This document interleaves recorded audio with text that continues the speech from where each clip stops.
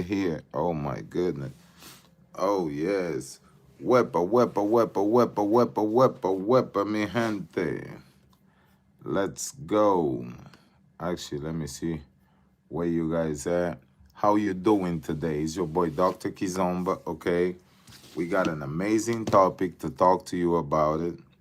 But before I talk to you about this topic, okay, I gotta actually read a message, okay? I'm gonna have to read a message live, okay? I'm gonna read a message live, okay? First of all, right here, okay?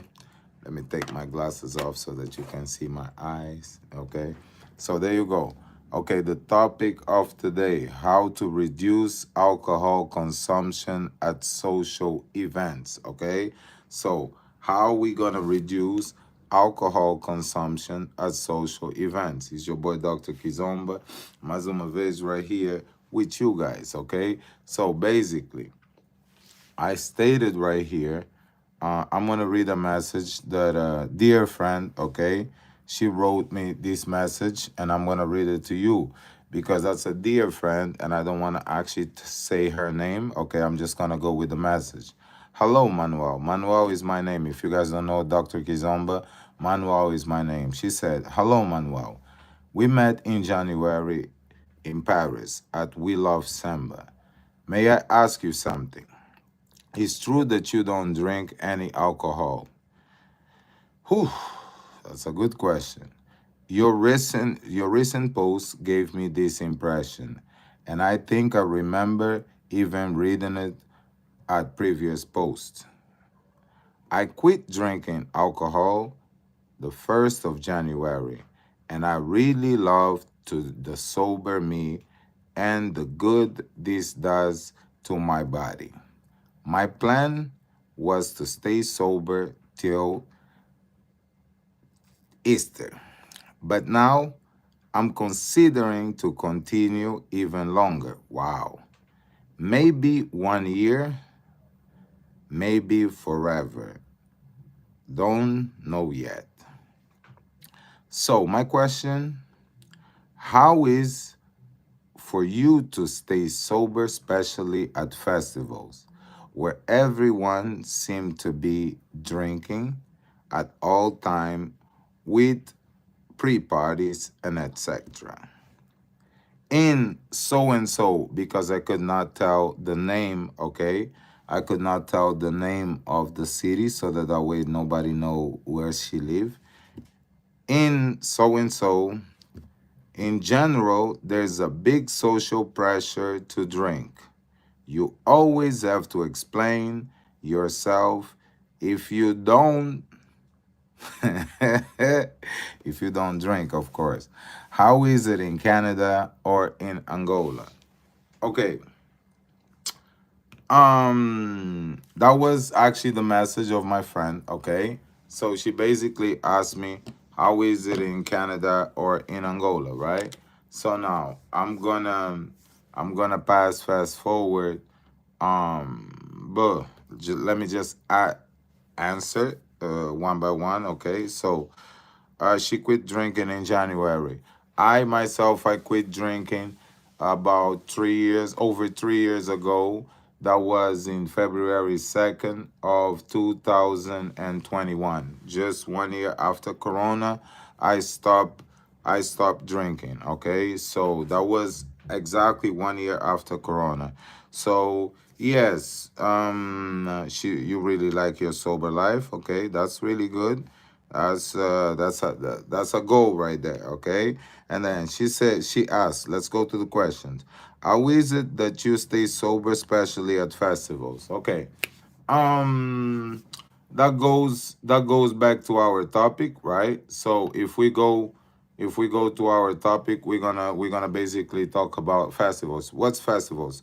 Okay, my people, festivals, those are kind of events, okay?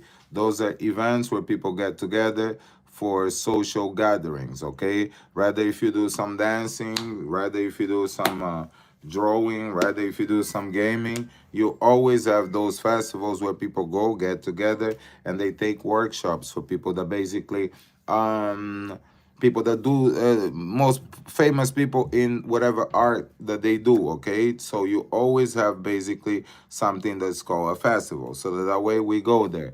And at these festivals usually there's a lot of drinking, there's a lot of partying, there's a lot of workshops, and then that's basically weekend to weekend. Some people get addicted to festivals and they continue going to festivals, so weekend to weekend that kind of takes a toll in your body. Okay, and then you become an alcoholic. You know, sometimes you see yourself drinking by yourself.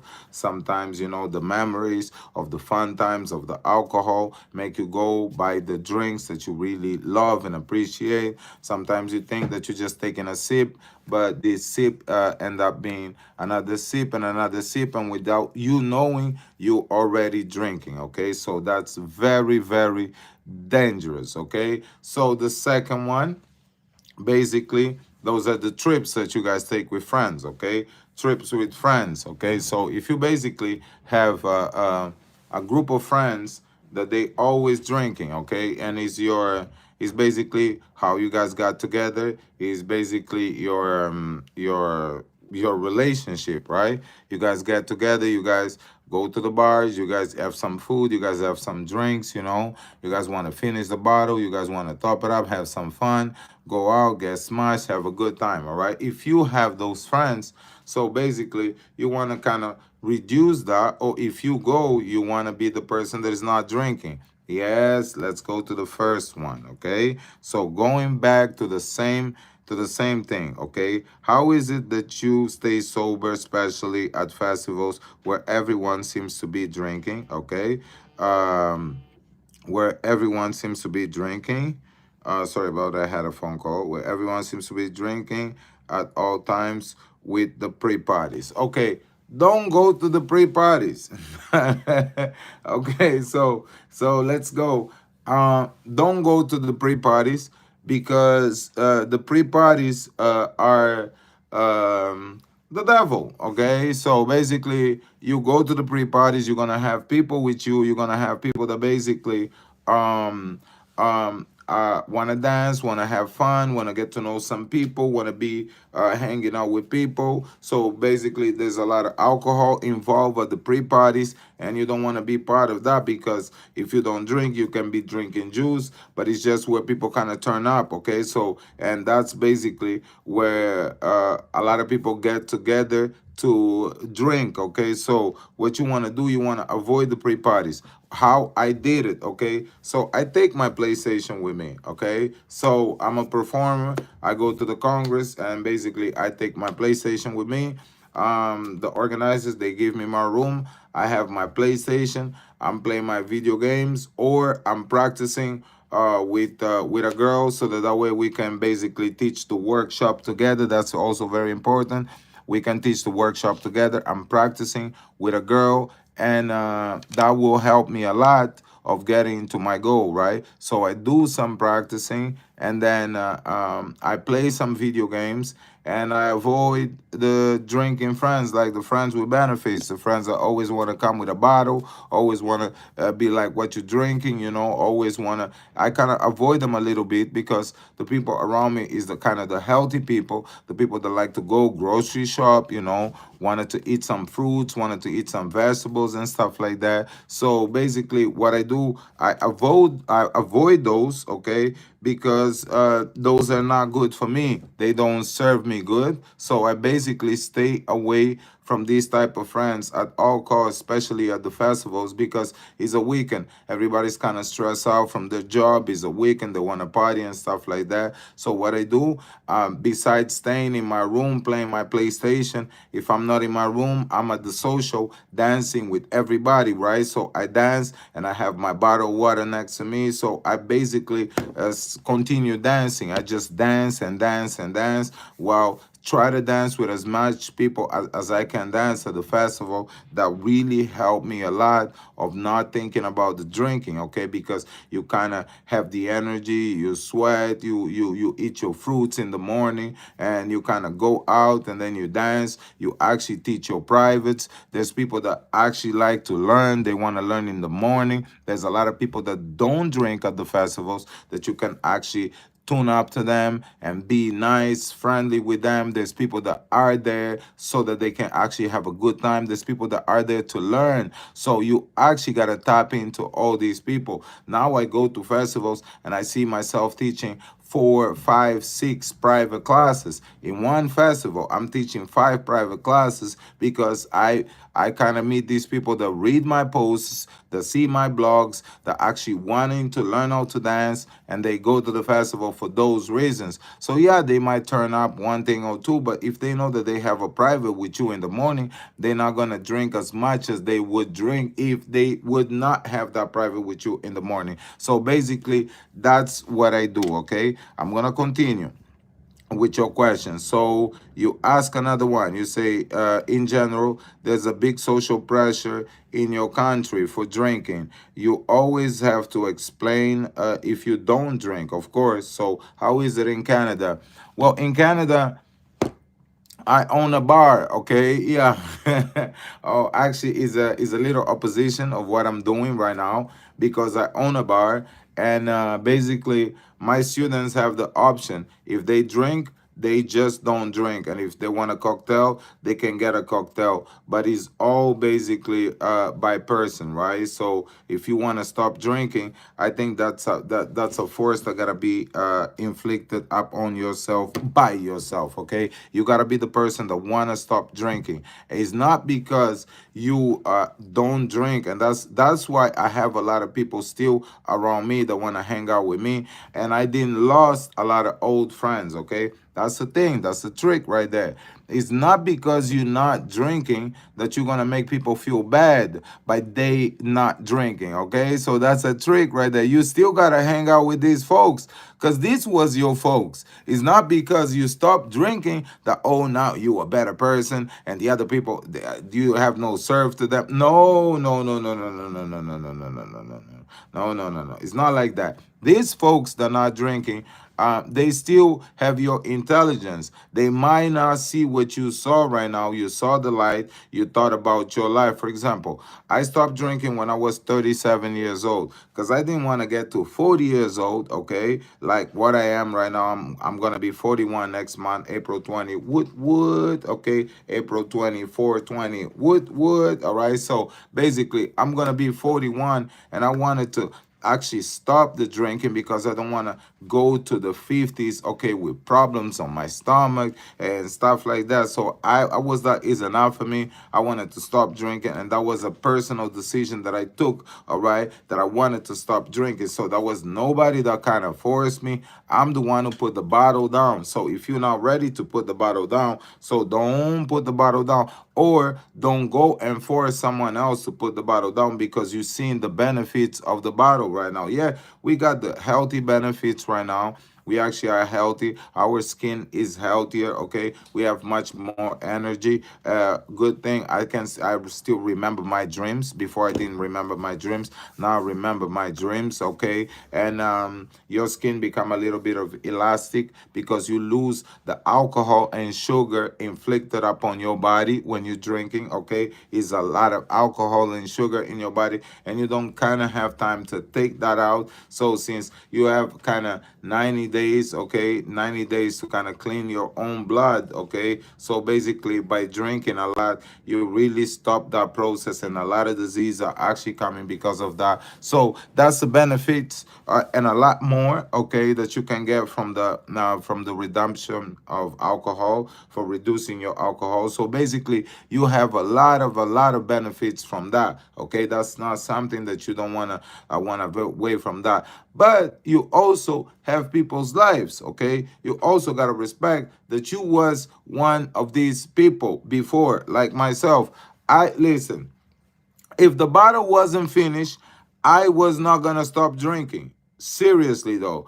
I was gonna have to leave when the bottle is finished. Sometimes I was gonna be drinking by myself because of personal reasons. Okay, my dad died when I was too young, and he died for reasons that I kind of don't want to disclose right here on camera. But I still thought that he didn't had all the answers, that he kind of wanted Tell me, right? So basically, I felt kind of a kid without the answers, so I was seeking for these answers. So to kind of numb my pain, okay, to kind of numb my pain, I was really going hard on alcohol. Yes, that wasn't the right way, you know what I'm talking about, but I went for a lot of years with that. So basically, alcohol became like actually my painkiller. So pretty much I would like finish bottles and there was no biggie, you know, because I'm a dancer and I would continue dancing and I would just dance, dance, dance, dance, dance. People would hardly notice that I probably was tipsy, but I was continue dancing. So if I was drinking,